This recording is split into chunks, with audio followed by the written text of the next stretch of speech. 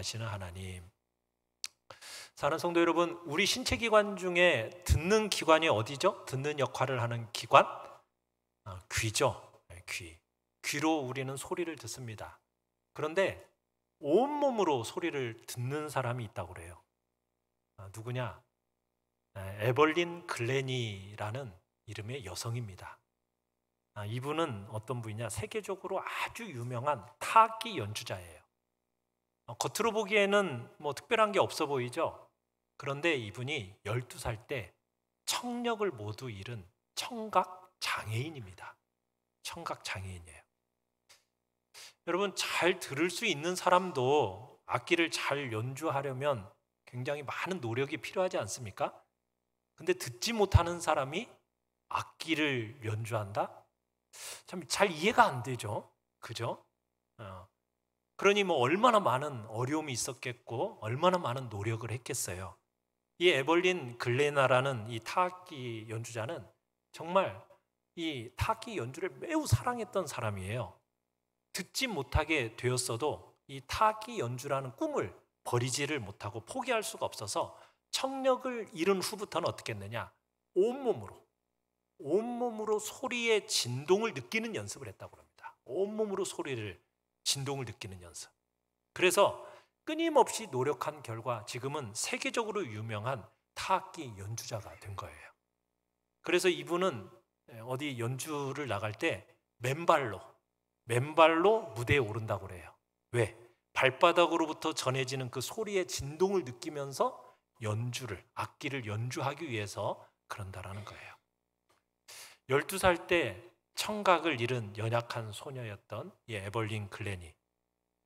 40년이 지나서 지금은 전 세계 최고의 타악기 연주자가 되었어요. 그래서 많은 사람들에게 감동을 주고 있습니다. 그러면서 그가 공연 수익금으로 벌어들이는 모든 돈들은 청각장애 어린아이들에게 음악 배우고 또 치료받을 수 있도록 돕고 있다고 합니다. 특별히 이분은 이렇게 얘기를 한대요. 하나님 안에서는 불가능이 난 없습니다. 하나님 안에서 불가능은 없습니다.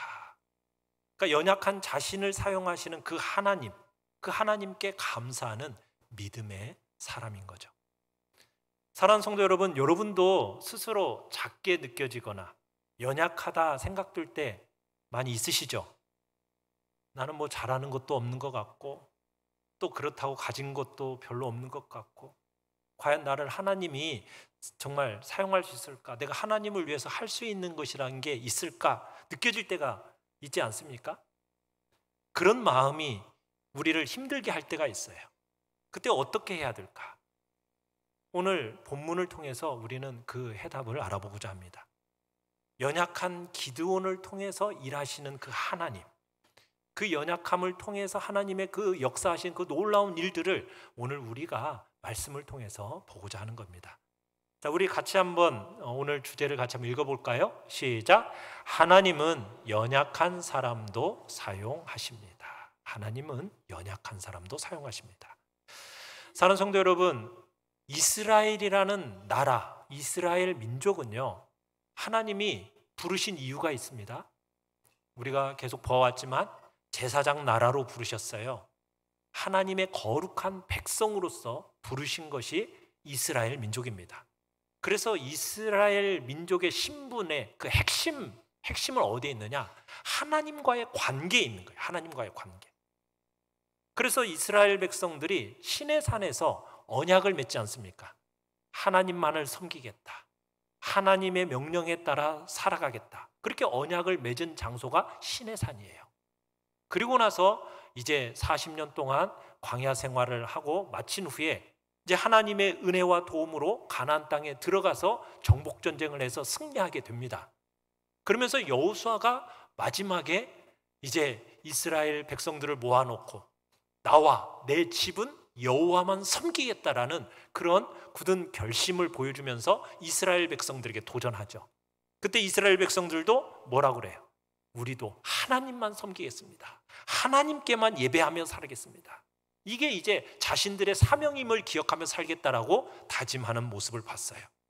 자, 그런데 이제 시간이 흘렀어요. 안타깝게도 여호수아와 그리고 그 당시에 함께 그 놀라운 기적들을 봤던 모든 장로들이 다 죽고 이제 그 다음 세대들이 이어져 가는데, 시간이 지남에 따라서 이 다음 세대들이 어떤 세대가 되어버렸습니까? 다른 세대가 되어버렸습니다. 다른 세대. 점점 하나님과 멀어지는 세대, 하나님의 약속을 어기고 율법을 살아가는 그런 세대가 되어버린 거예요.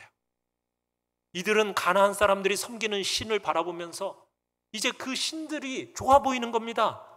하나님이 아닌 다른 신들을 섬기는 것이 멋있어 보이는 거예요.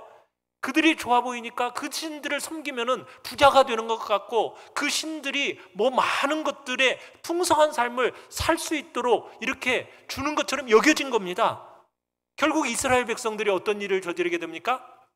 하나님을 떠나서 우상을 섬기기 시작합니다. 우상 섬기는 속에는 음란의 죄가 함께 포함되어 있는 거죠. 그 죄를 짓기 시작합니다. 자, 그러자 하나님은 내버려 두십니까? 아니죠. 내버려 두실 수 없죠. 어떻게 해요?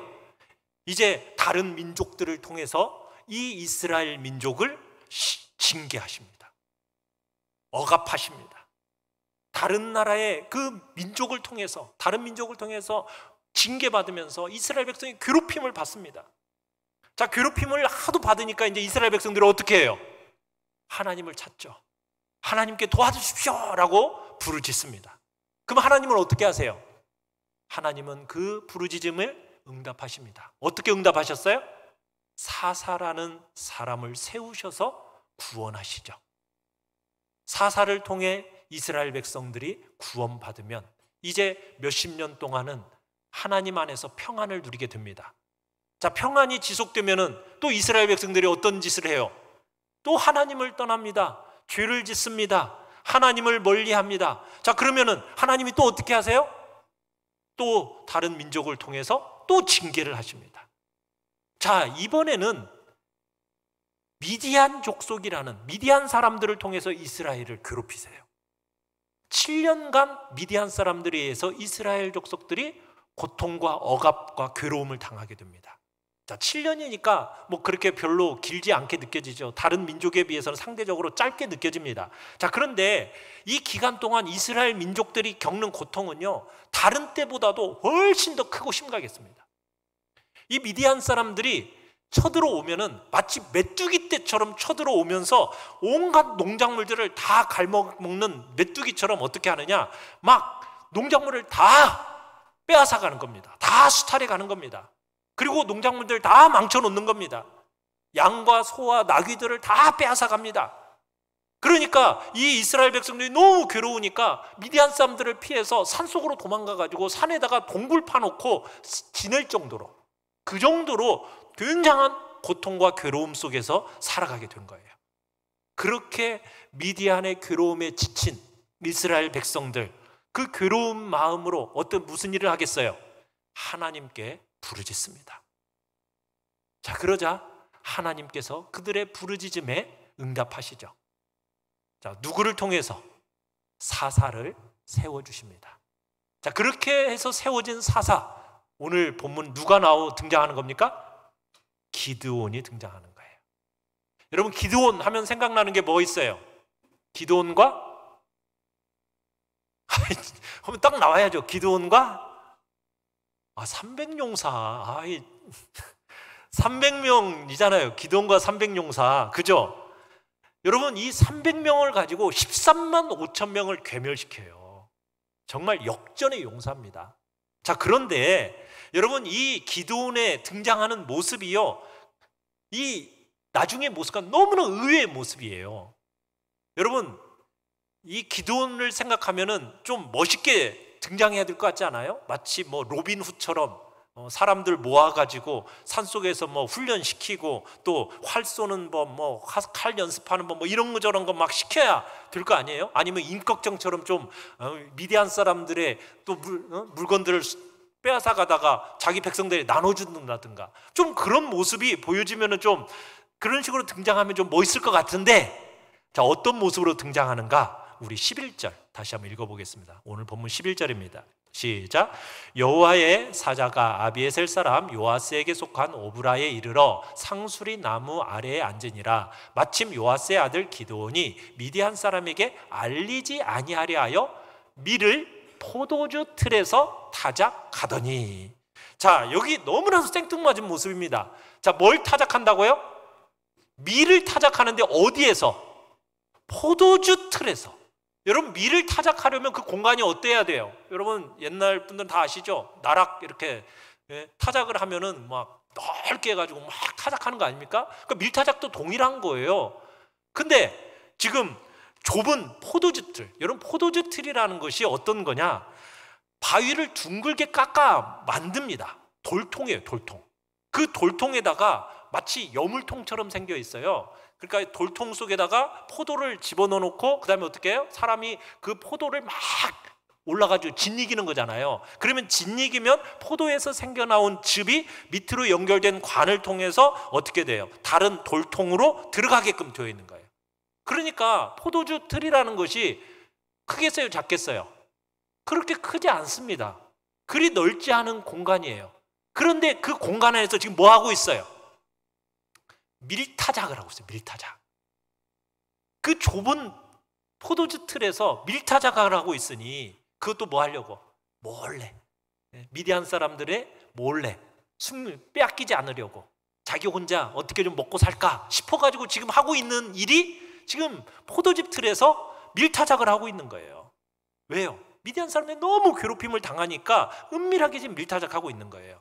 자, 그런데 그때 여호와의 사자가 기드온에게 딱 찾아온 거예요. 그러더니 얘기합니다. 뭐라고요? 12절 같이 읽습니다. 시작. 여호와의 사자가 기드온에게 나타나 이르되 큰 용사여, 여호와께서 너와 함께 계시도다 하매. 뭐라고요? 큰 용사여, 여호와께서 너와 함께 하시도다. 너는 가서 미디안의 손에서 이스라엘 백성들을 구원해라. 큰 용사라고 부르고 있어요. 큰 용사. 여러분, 기드온하고 큰 용사하고 좀 관계가 있어 보여요, 없어 보여요? 아니, 얼마나 참 소심하고 얼마나 쪼잔해 보여요. 예? 자기 혼자 먹겠다고 좀 살아보겠다고 그냥 밀 타작을 포도주 틀에서 하는 얼마나 소심한 사람이에요. 예? 용감하게 나서는 타입이 아닌 게 기드온입니다. 이 사람은요, 돌다리도 두드리고 건너는 그런 사람, 그런 타입의 사람이에요. 아주 섬세한 타입의 사람입니다. 자신감이라고는 전혀 없는, 자신감이 결여된 사람이에요. 그런데 그런 사람에게 여호와의 사자가 딱 나타나서 하는 말이 뭐라고요? 뭐라고 부른다고요? 큰 용사요, 이렇게 부르고 있다라는 거예요. 여러분, 우리가 세상 속에서도 보면은 뭐 어떤 사람들을 좀 높이 평가합니까? 좀 뭐 어떤 학교를 나왔는지, 또 어떤 능력을 갖추었는지, 또 가문이 좋다, 뭐 이런 것들을 평가하면서 그렇게 이제 사람들을 평가하면서 야, 저 사람 좀 큰 사람이야, 그렇게 얘기하지 않습니까? 그런데 지금 이 기드온이라는 사람은 어떻게 보면 소심하고 평범하고 너무 주저하기를 좋아하고 망설이기를 좋아하는 그런 사람이에요. 그런데 그런 사람을 가리켜서 지금 큰 용사라고 하나님이 찾아와서 부르고 있는 거예요. 어떻게 이 일이 가능합니까? 뭐가 그로 하여금 큰 용사가 가능하도록 만드는 걸까요? 큰 용사여, 그 다음에 뭐라고 되어 있어요? 여호와께서 너와 함께 하신다. 하나님이 함께 하시기 때문에 큰 용사라는 거예요. 여러분, 개인적인 기질이나 자질이나 능력이나 어떤 사회적인 신분과 관계없이 여러분, 하나님께서 함께 하시면, 하나님께서 그를 붙들어서 하나님께서 큰 용사로 하나님이 사용하시는 줄 믿으시길 바랍니다. 여러분, 이건 나이가 많고 적음의 문제가 아닙니다. 어떤 외적인 자질과 능력, 어떤 자기가 어떤 조건이 구비된 것, 여러분, 그게 중요한 게 아니라는 거예요. 하나님은 외모로 사람을 취하는 법이 없으십니다. 하나님은 기드온이라는 사람, 어떻게 보면은 굉장히 소심하고 정말 야, 저런 사람이 무슨 할 그런 사람을 향해서 큰 용사라고 부르고 계시는 거예요. 그러면서 여러분, 하나님이 함께 하심으로 그를 큰 용사로 만들어 가시는 거죠. 여러분, 이게 성도들의 삶에 있어서 복입니다. 이게 하나님을 믿는 사람의 특권이에요. 하나님을 믿는 사람의 영광이 여기에 있는 것입니다. 사랑하는 성도 여러분, 여러분을 찾아와서 하나님이 근용사여 하고 부르시면 어떻게 하시겠어요? 여기 다 큰 용사들 계시잖아요. 큰 용사요. 네. 포도주 틀에서 그냥 쪼잔하게 자기 먹을 거 이렇게 하고 있는데 와가지고 큰 용사요. 여러분 어떻게 하시겠어요? 자, 그 말을 듣고 기도원이 뭐라고 얘기하는지 한번 볼까요? 13절을 읽어보겠습니다. 13절 시작. 기도원이 그에게 대답하되 오 나의 주여, 여호와께서 우리와 함께 계시면 어찌하여 이 모든 일이 우리에게 일어났나이까? 또 우리 조상들이 일찍이 우리에게 이르기를 여호와께서 우리를 애굽에서 올라오게 하신 것이 아니냐 한 그 모든 이적이 어디 있나이까? 이제 여호와께서 우리를 버리사 미디안의 손에 우리를 넘겨 주셨나이다. 자, 여호와께서 너와 함께 하십니다. 함께 하시다. 그렇게 얘기하니까 기드온이 뭐라고 반문하고 있어요? 그 하나님께서 우리와 함께 한다는 증거가 뭐예요? 뭐 옛날 조상들은 뭐 애굽에서 나올 때 큰 기적과 능력으로 뭐 역사했다라고 했는데 그 역사와 그 능력 지금 어디에 있어요? 지금 상황을 볼 때 뭐 하나님이 우리를 버리신 건 아닌가요? 하나님이 과연 우리를 사랑하시기는 하는 건가요? 이것밖에 느껴지지 않는데요? 라고 하면서 막 기드온이 불평, 원망 대드는 거죠. 아니, 하나님의 사자 앞에서 지금 하나님을 향하여 불평하고 원망하고 있는 거예요. 좀 큰 용사면 큰 용사답게 좀 하나님 앞에서 저희가 잘못했습니다. 하나님, 우리 민족을 위해서 하면서 좀 중보기도 하면서 좀 이런 모습이어야 되는데, 아니, 이 사람은 지금 하나님한테 따지듯이 막 불평하고 있는 거예요. 자, 그런 기도원을 향해서 하나님이 어떻게 대답하시느냐? 14절 읽어보겠습니다. 시작. 여호와께서 그를 향하여 이르시되 너는 가서 이 너의 힘으로 이스라엘을 미디안의 손에서 구원하라. 내가 너를 보낸 것이 아니냐 하십니다. 자, 그런 기도원을 향해서 하나님 막 꾸짖으시거나 무시하지 않으십니다. 뭐라고 얘기하세요? 너는 가서 이 너의 힘으로 이스라엘을 미디안에서 구원하라. 여러분, 이 너의 힘이 뭘까요? 이 너의 힘, 너의 힘, 이 너의 힘, 바로 하나님이 함께 하신다라는 하나님의 임재, 하나님과의 동행. 여러분, 그게 하나님의 역사요, 하나님의 권능인 겁니다. 하나님이 함께 하심을 여러분 믿으십니까? 하나님이 함께 하심으로 말미암아 나오는 그 능력으로 이제 이 미디안의 통치로부터 구원하라는 사명을 지금 기드온에게 주고 계시는 거예요. 구원자로 파송하시는 거죠. 자, 그러면은 이제 어떻게 해야 되겠어요? 야, 하나님이 나를 이렇게까지 생각하시나? 그래, 내가 가서 하나님 앞에서 이제 이 말씀 붙들고 내가 가서 자, 열심히 싸워서 이 백성을 구원해야지. 이렇게 나와야 좀 정상이죠. 근데 뭐 하는지 아세요? 하나님이 이렇게 직접적으로 분명하게 말씀하시는데도 불구하고 긍정적인 반응을 보이는 게 아니에요. 그 말 믿기 어렵다는 거예요. 어렵대. 저 이 말 못 믿겠어요. 아니, 여러 가지 그러면서 하나님한테 표징 보여달래. 표징. 그러면서 이런 표징 저런 표징 막 보여달라고 하면서, 그러면 이 표징 보여주면 믿어야 되는데 안 믿어. 또 저 표징 보여주면 안 믿어.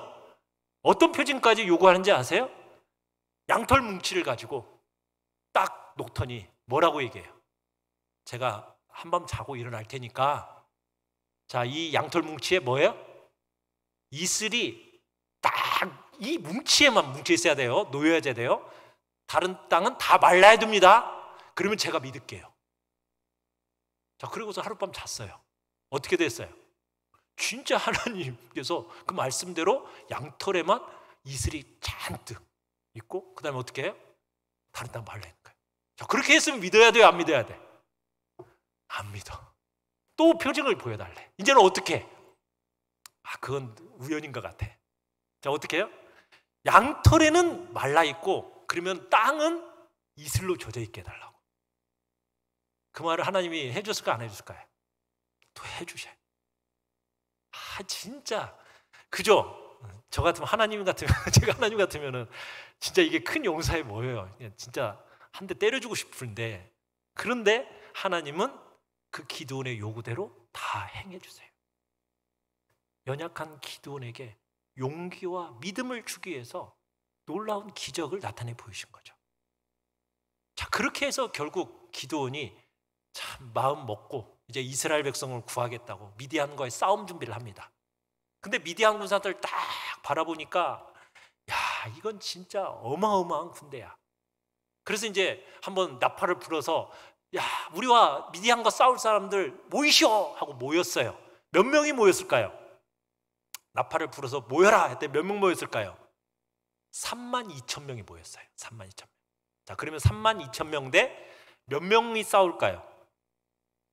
자, 사사기 7장 12절에서는 이렇게 얘기를 하고 있어요. 같이 한번 읽어보죠. 시작.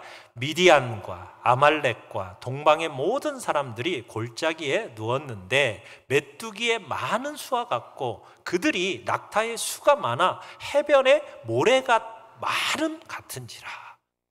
자, 몇 명인지를 정확하게 표현하지 않고는 있지만 그 표현을 어떻게 하고 있어요? 그 많음을 메뚜기의 많은 수, 그 다음에 낙타는 얼마나? 해변에 모래와 같이 많다, 이렇게 표현하고 있어요.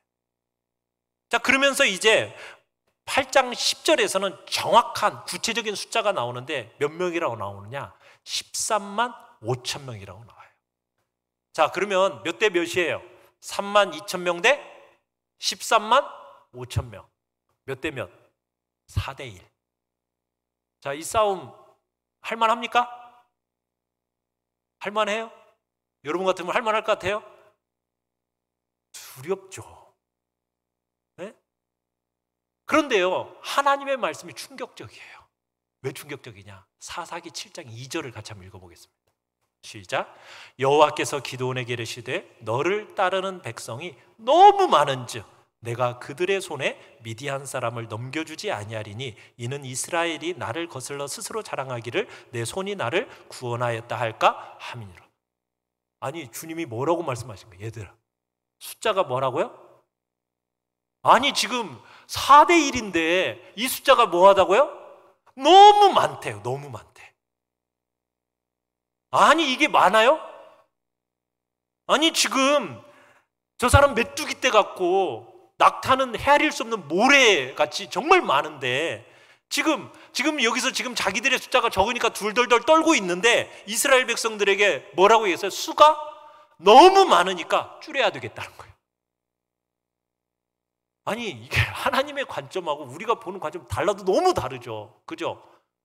우리는 숫자가 너무 적은데 하나님은 너무 많다는 거예요. 여러분, 우리를 다룰 때 좀 하나님의 관점과 우리의 관점이 다르다는 걸 기억하셔야 돼요. 하나님은 너무 많아서 줄여야 되겠대요. 그래가지고 어떻게 줄이는지 아세요? 두 가지 방법으로 줄입니다. 첫 번째는 전쟁터에 나와 있는 사람들한테 야, 여기서 두렵고 무서워서 떠는 사람들은 다 가. 그러니까는 얼씨구나 하고서는 22,000명이 싹 가버려요. 32,000명 중에 22,000명이 다 도망가 버렸어요. 몇 명 남았어요? 1명. 이제 몇 대 몇이에요? 13대 1이잖아요. 13대 1. 자, 그런데 이것도 많대. 그럼 하나님은 어떻게 하셔요? 더 줄여야 된대요. 그러더니 저희 샘 곁으로 가서 물 먹으라는 거예요. 물 마시게 해보라는 거예요. 그러더니 9,700명은 그냥 허겁지겁 그냥 머리 박고서는 막 물을 그냥 먹고 꿀꺽꿀꺽 먹고 또 300명은 물을 이렇게 떠다가 이렇게 마시는 거예요. 자, 그러니까 하나님 뭐래요? 야, 9,700명은 보내고 300명만 가지고 전쟁터에 나가라. 이렇게 해가지고 기드온과 300용사가 된 거예요. 여러분, 하나님이 우리의 삶에 요구하실 때 여러분 기억해야 할 게 있어요. 이미 나는 가지고 있는 거 다 써도 32,000밖에 안 돼.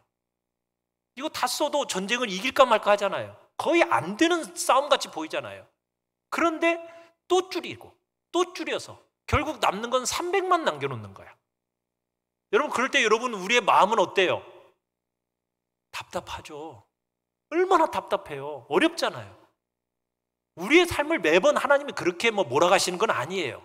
그런데 여러분, 어떤 때는 그렇게 꼭 우리를 몰아가시는 때가 있어요. 그러면 왜 하나님은 다 줄여서 300명만 딸랑 데리고 전쟁터에 나가라고 그런 걸까요? 왜 그런 자리로 우리를 몰아가시는 걸까요? 목적이 있어요. 자, 사사기 7장 2절 하반절만 우리 다시 한번 읽어봅시다. 이는 시작. 이는 이스라엘이 나를 거슬러 스스로 자랑하기를 내 손이 나를 구원하였다 할까 함이니라. 자, 목적이 뭐래요? 스스로 자랑할까봐. 자랑할까봐. 여러분, 인간의 본성이 어떤지 아세요? 사람이 조금만 틈만 나면은 뭐 하고 싶어 하는지 아세요? 자기 자랑하고 싶어 해. 자기 자랑. 그죠? 아유, 내가 이거 했어. 내가 했어.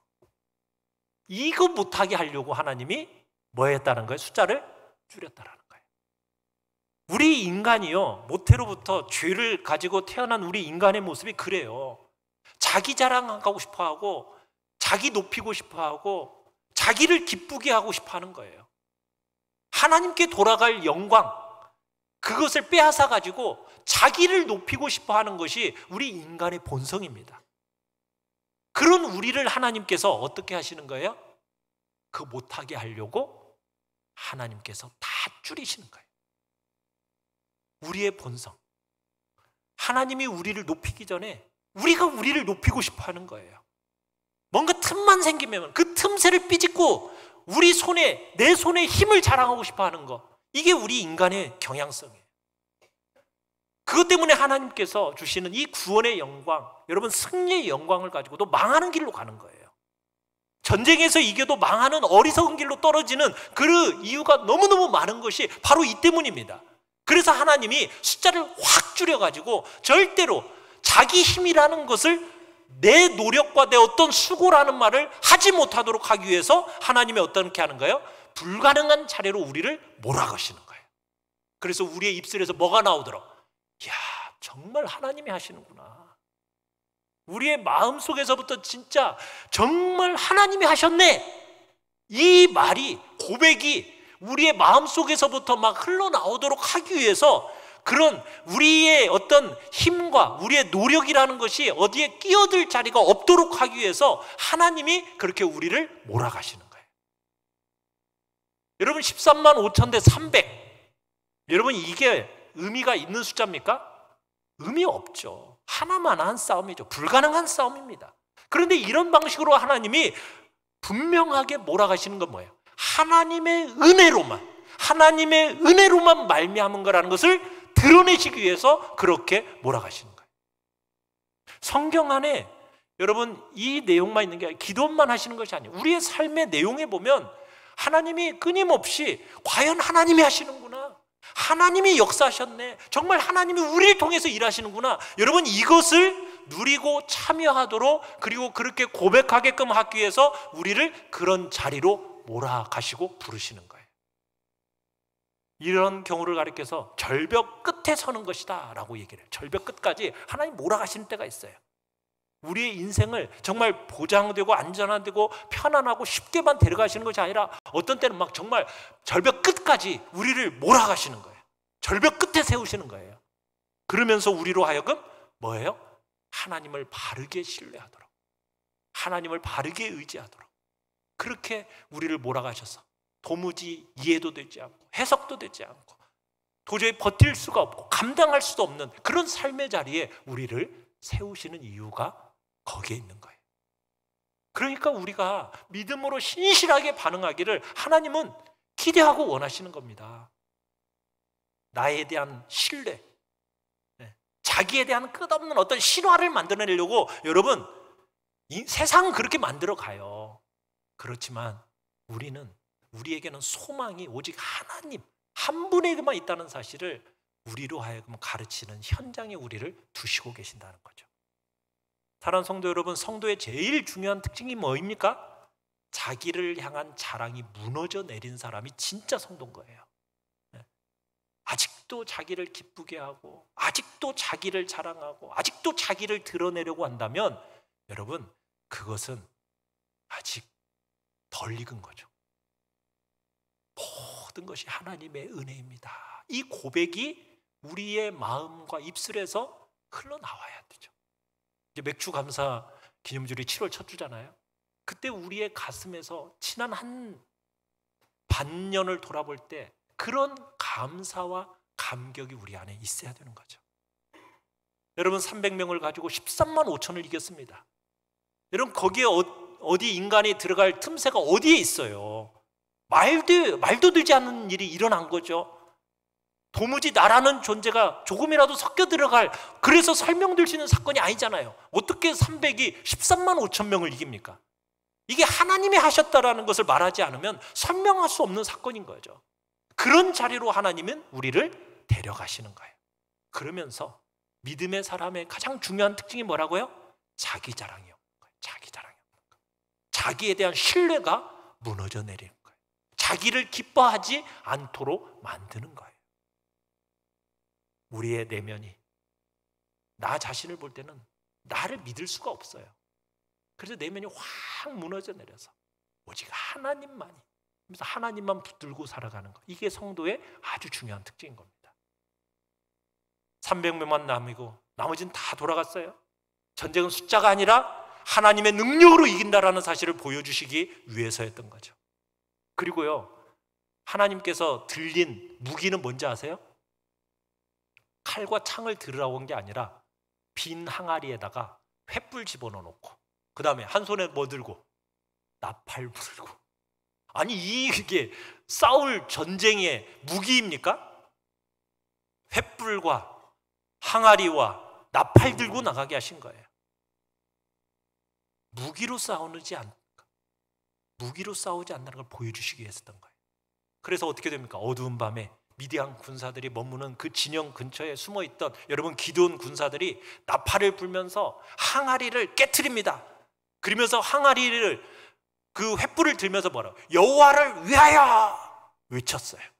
그랬더니 미디안 군사들이 어떻게 돼요? 너무 놀라가지고 혼비백산해가지고 막 어수선하게 막 도망치면서 자기들끼리 싸워서 결국 자기들끼리 죽는 거예요.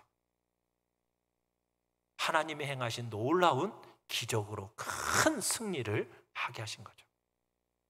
사랑하는 성도 여러분, 믿음으로 순종하는 자에게는 반드시 무엇이 있습니까? 이김이 있습니다. 믿음으로 하나님의 말씀을 붙들고 여러분 순종해보지 않는 자들은 들어가지 않는 그런 세계가 있어요. 사랑하는 성도 여러분, 너무나 터무니없는 것 같아 보이지만 여러분 하나님의 말씀이 그렇게 하시면은 반드시 그 말씀을 붙들고 순종하십시오. 그러면은 300으로 13만 5천을 이기는 놀라운 기적 같은 영광이 있을 것입니다. 그 자리에 딱 서면 성도들이 하나같이 고백하는 게 뭐예요? 주님이 하셨어요. 하나님이 하셨어요. 여러분의 삶의 자리마다 여러분 그런 고백이 있기를 바랍니다. 하나님이 하셨어요. 하나님의 은혜예요. 여러분 우리가 기드온을 볼 때 이 사람은 전쟁하고 어울리는 사람이 아니에요. 심지어는 백성을 이끌고 막 지도자로서 전쟁에 참여할 만한 사람도 아닙니다. 기드온은 그런 거 생각해 보지도 못했어요. 미디안 사람들에게 보이지 않으려고 자기 혼자 먹을 거 하려고 포도주 틀에서 밀타작하던 사람이 기드온이에요. 그런데 하나님이 어떻게 하셨어요? 그렇게 연약하고 겁 많고 소심하고 돌다리도 막 두드려가지고 건널 수 있나 없나 몇 번씩 그렇게 해보고 그런 사람을 하나님이 부르셔서 훌륭한 사사로 세우고 그리고 끝까지 인내하고 오래 참고 기다리시면서 믿음과 용기를 주시고 결국에는 300명이라는 숫자로서 미디안의 큰 군대를 꺾게 만드신 하나님. 사랑하는 성도 여러분, 기드온에게 말씀하신 그 말씀이 우리에게도 동일하게 적용됨을 믿으시길 바래요. 12절을 다시 한번 읽어봅시다. 사사기 6장 12절 시작. 여호와의 사자가 기드온에게 나타나 이르되 큰 용사예요. 여호와께서 너와 함께 하시도다. 참 우리도 겁 많고 연약하지 않습니까? 그런 우리를 향하여 하나님이 큰 용사로 부르십니다. 우리가 큰 용사가 될 수 있는 이유는 뭐예요? 내게 무슨 힘이나 능력과 지혜가 있어서가 아니에요. 뭐가 나와 하나님이 함께 하시기 때문이죠. 우리 같은 연약한 사람을 통해서 큰 일을, 위대한 일을 이루실 하나님을 찬양하시길 바랍니다. 나의 연약함이 오히려 하나님의 구원을 위해 사용하는 좋은 도구가 됨을 믿으시길 바랍니다. 크신 하나님의 이름과 영광이 나타나기 때문에 오히려 나의 이 연약함이 하나님의 영광과 크신 능력을 드러낼 수 있다. 이 사실을 믿고 여러분의 그 연약함에 실망하지 마시고 절망하지 마시고 연약함을 통해서 오히려 큰 일을 행하실 하나님을 바라보면서 여러분 크게 하나님만을 신뢰하며 나가시길 바랍니다. 자, 우리 같이 한번 읽어볼까요? 자, 시작. 하나님은 연약한 사람도 사용하십니다. 우리 같이 찬양하며 기도합시다.